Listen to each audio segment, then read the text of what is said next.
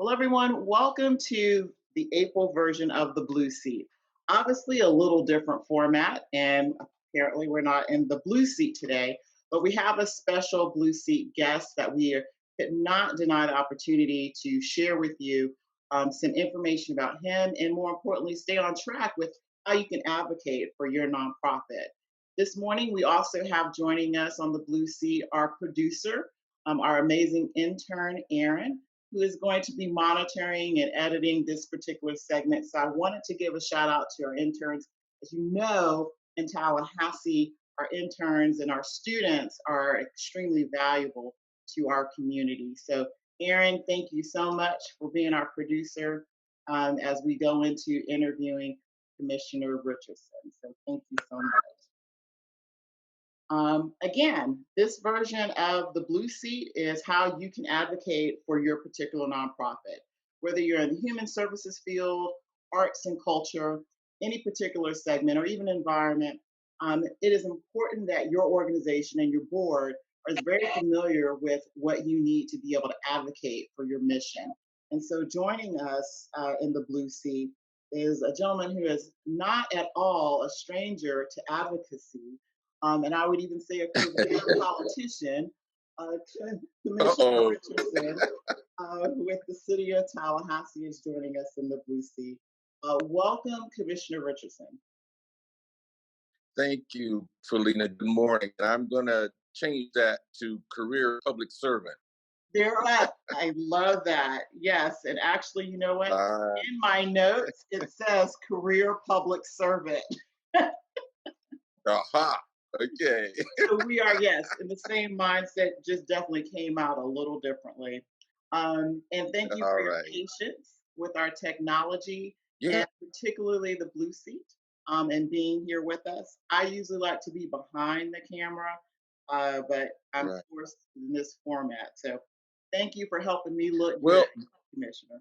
this is the new normal, Felina, and we'll all have to get accustomed to it. I was just on a Zoom training, as I mentioned yesterday, to be prepared for what I was going to be getting into this morning.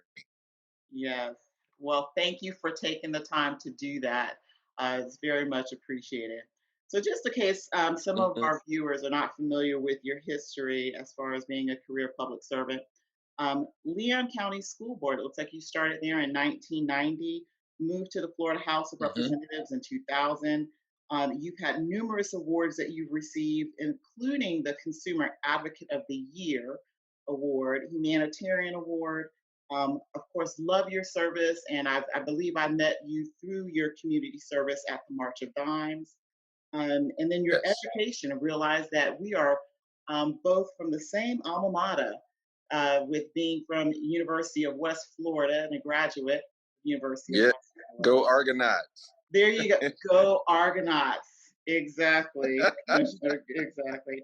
And you received your master's in psychology. I can't think of a better place to apply that master's degree than being in public service and in government. Right. But wanted to share some of your background as to, again, another reason why you are so phenomenal to speak on advocating for the sector. So, how did you get started in public service? Well, let me one more thing.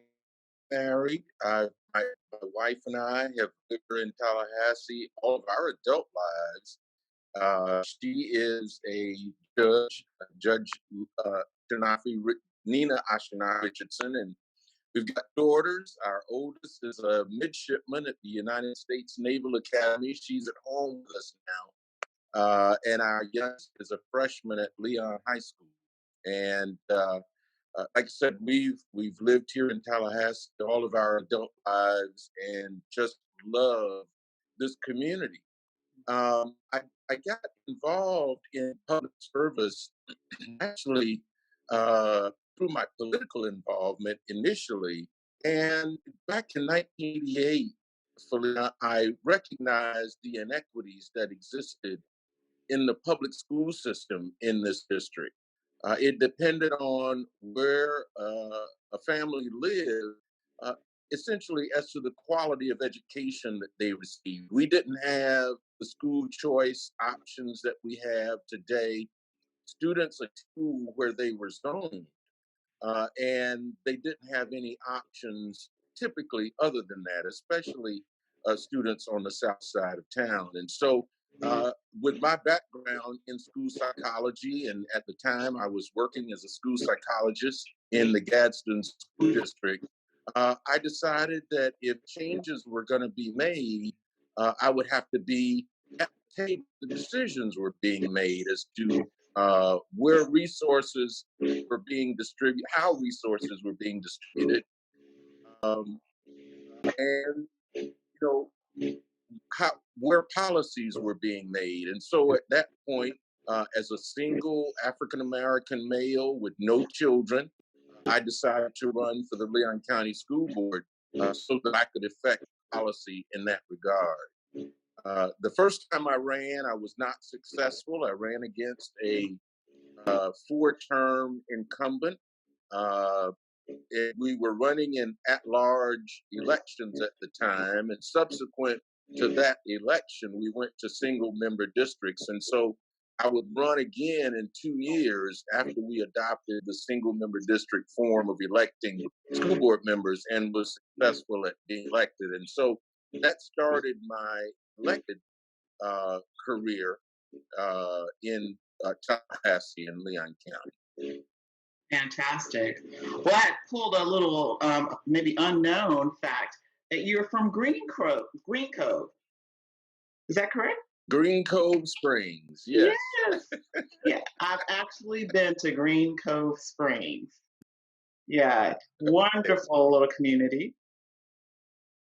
Yeah, it was a very small country town. And, what I tell people, you ask me how did I get my start in politics and elective office.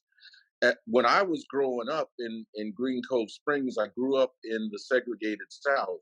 And during my early years, my parents couldn't vote because of Jim Crow laws. And so I never had that kind of example or role model as I was growing up, seeing people who looked like me running for office and certainly not holding elective office. And so it was a brand new experience for me when I got involved here in Tallahassee and Leon County. And I just thought it was so impressive because it makes it's your background and where you're from. It really determines your path and it really helps to shape who you are. And so I thought I was like, this is all coming together. Why Commissioner Richardson is Yeah. such an awesome advocate and definitely a public servant. So thank you for sharing that. So Mhm. again, you're not a stranger to advocacy. You have received the Consumer Advocate of the Year award. Tell us a little bit more about that award. What did that mean to you to receive that award? Well, like I said, I love this community. I came here to attend Florida State University and degrees from that institution. Started my professional career as a school psychologist in the Gadsden School District. Fell in love with this community and decided I would make it home, and just wanted to be involved. Felina, like I said, I start was elective office, and from there started to get involved in numerous organizations throughout the community, not-for-profit organizations in particular, and social organizations wanting to make Tallahassee a better place for all of its citizens. And so that's pretty much what I've been about, uh, providing leadership and advocacy. And during my time in the legislature, uh, the Florida House of Representatives, that was one of the major goals that I had, was to advocate on behalf of uh, consumers throughout our district and state, and so was recognized for those efforts uh, through that award. Love it. So, what are some grassroots tips that you could share with our nonprofit organizations who, again, they're passionate about their cause, they're passionate about their mission, But are there some grassroots tips that you can extend to them to help them in terms of advocating for their mission? Well, Felina, our not for profit organizations are so important to this community because government can only do so much. We can only provide so many services. We have a very limited budget in many instances. And so we have to be partners with our not for profit organizations in providing services and programs to the residents and our neighbors here in Tallahassee and Leon County.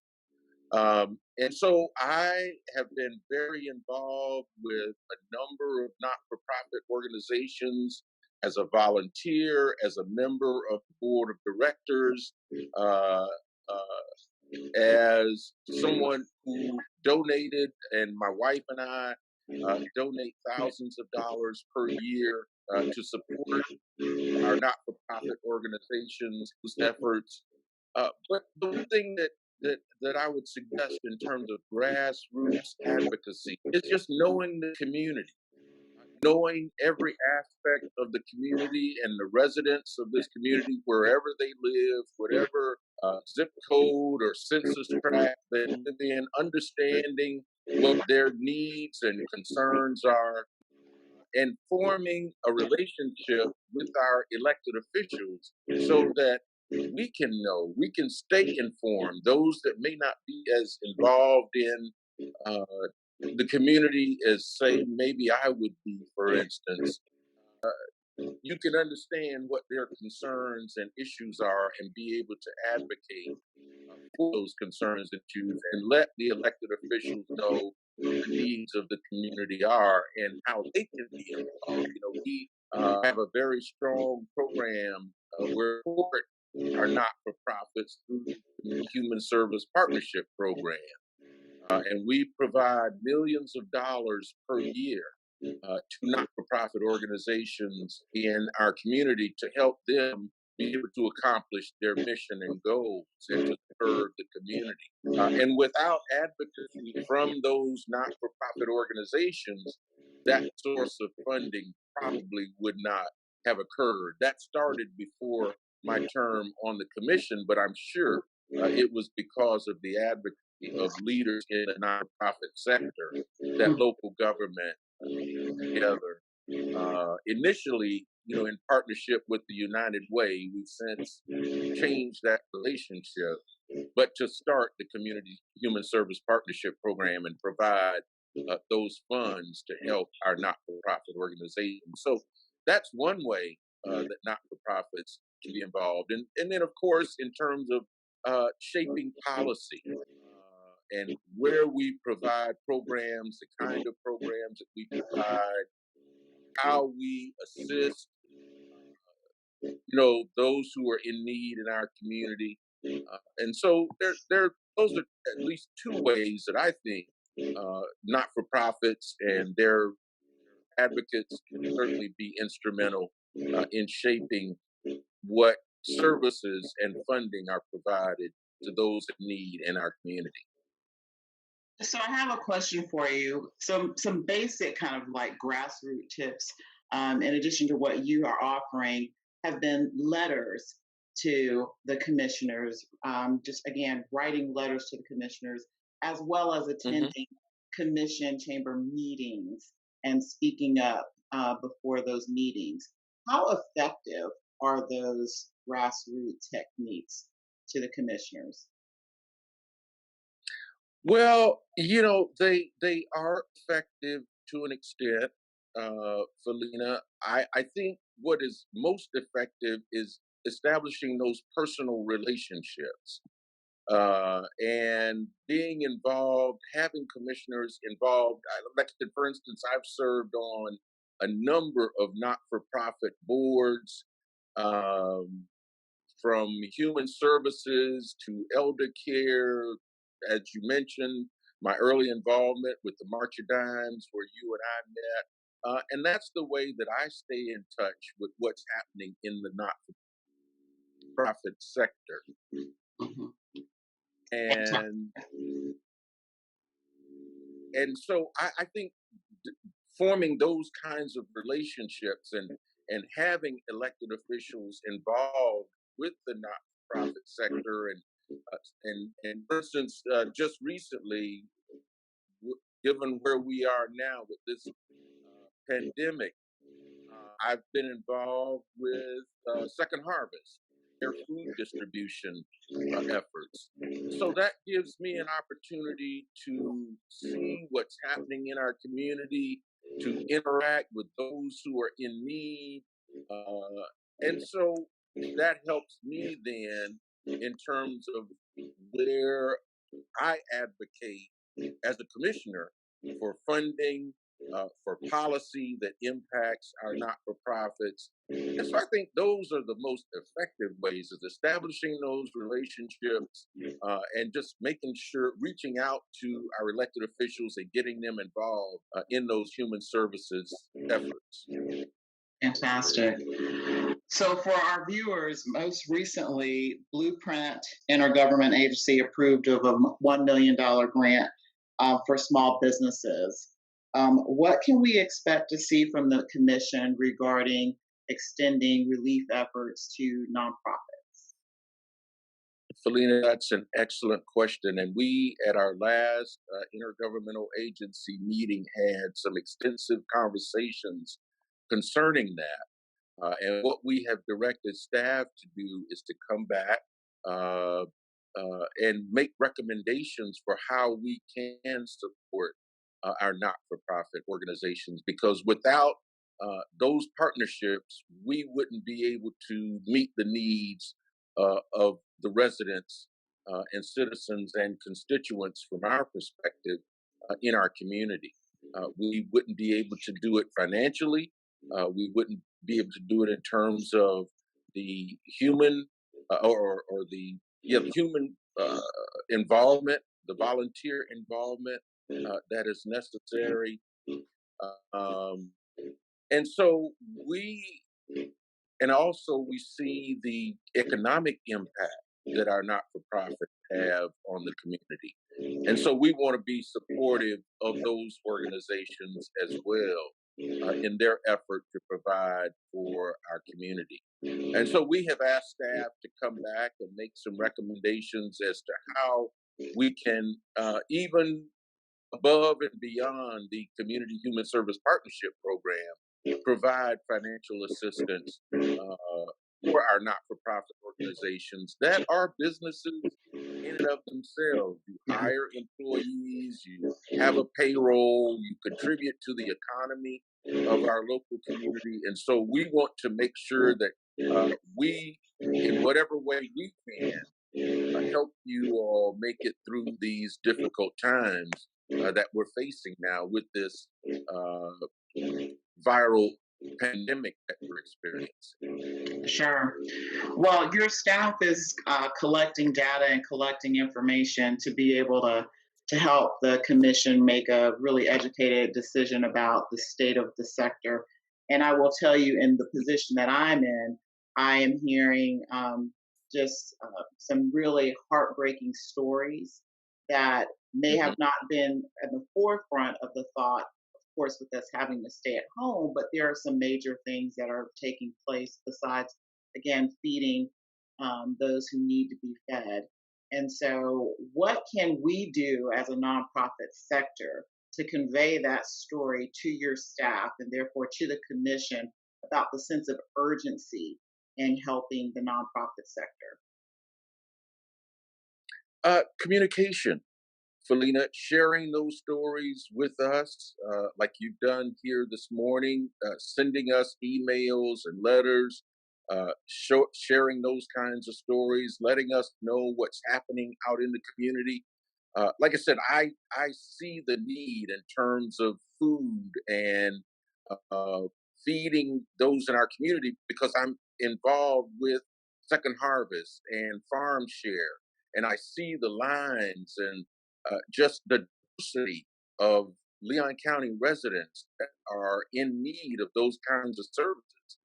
And so when I see that, then it enables me to go back and advocate for providing whatever funding we can and other resources. For instance, we had a food distribution, or Second Harvest had a food distribution at one of our local churches here on the south side of town. And the director called me and asked me if we could get some law enforcement presence because they had had some issues previously. And so I was able to get with the city manager, and we made law enforcement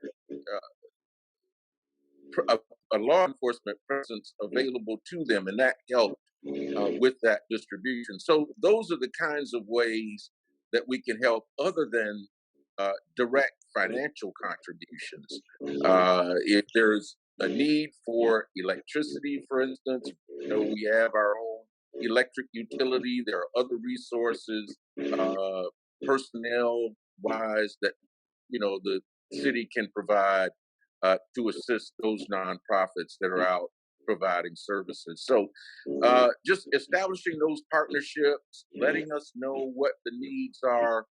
We've got an excellent staff at the City of Tallahassee. Reese Code, our city manager, is doing a wonderful job. He and his leadership team, and they are always ready to assist our nonprofits in serving the needs of our community. Well, thank you for extending that offer. I will share with you one such story that I heard that, of course, you just are not thinking necessarily about this. And so until you have that communication, until you hear those stories, you may not think about it. But one of the stories that I've heard from one of our phenomenal nonprofits in the community that serves the homeless is the lack of toilet paper and them being able to purchase toilet paper. Something as simple as toilet paper has been a challenge for them, even whether it's at the dollar store or grocery store or whatever. And so the thought of all of these offices that we have in our community that are shut down and people are working remotely, the bare basics of having toilet paper seems like we might be able to help with that resource because again a Right. lot of offices are shut down and closed and restrooms are not being used, and so therefore that basic necessity of toilet paper might be something that could be easily distributed to those organizations that are serving the homeless or those who are struggling with having access to that simple resource. um, Right. And yeah, and Felina, that kind of thing our staff at the city gets involved with on a regular basis. Like I said, we've got about 3,000 employees, and I would say the vast majority of those, they live in this community, families, and they contribute to the community through such efforts. I mean, if we took this request to the city manager, I'm sure he would be more than willing to see what interest there is on the part of staff. We may not be able to provide the financial resources through the city for that kind of necessity, but I could almost guarantee you that we have staff that would be willing to go out and purchase that kind of supply and make it available not only to the Kearney Center, but any residents in our community that are in need in that respect. And so, yeah, those are the kinds of issues that need brought to our attention and where we can help. I can't say in every instance the city would be able to help. Where we can, financially, we will certainly be willing to do that.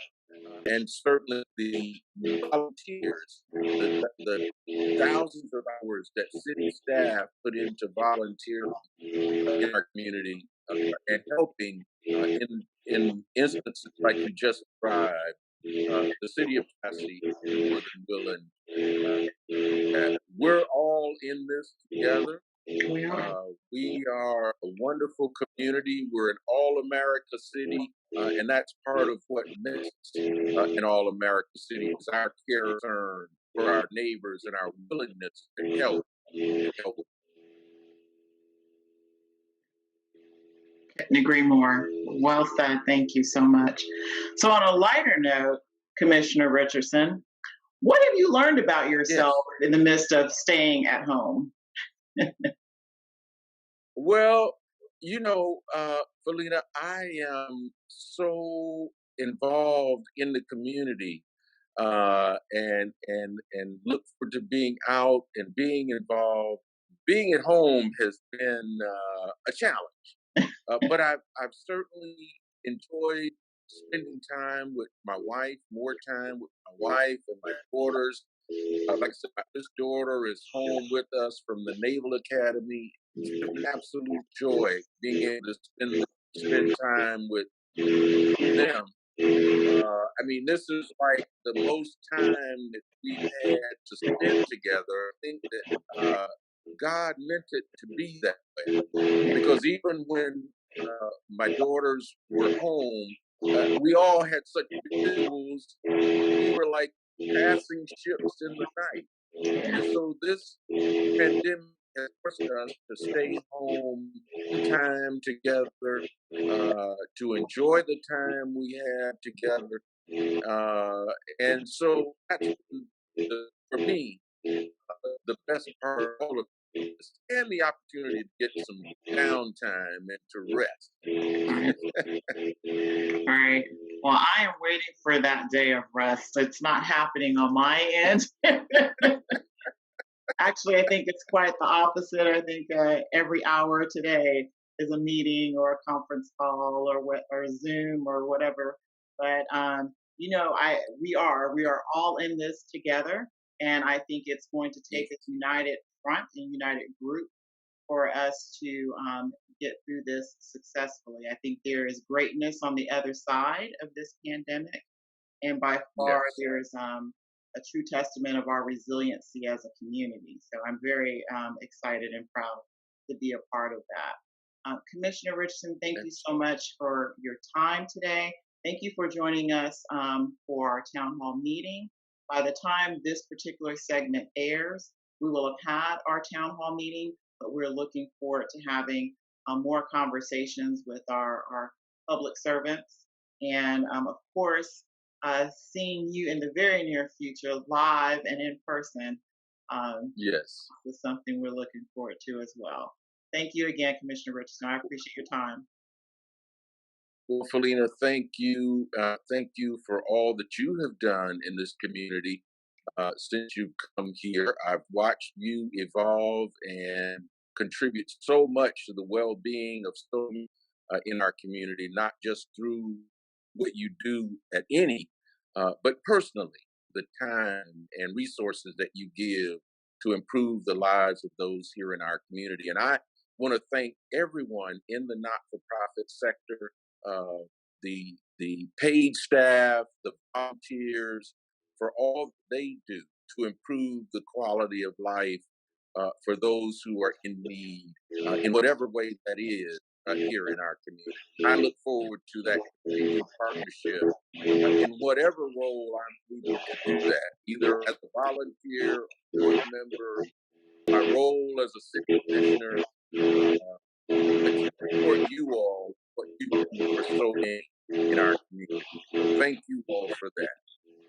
You are welcome. It is our pleasure. Thank you, Commissioner. Please tell Nina and the girls hello from the nonprofit sector and to take care. I will. Thank you. Stay safe. Oh, you too.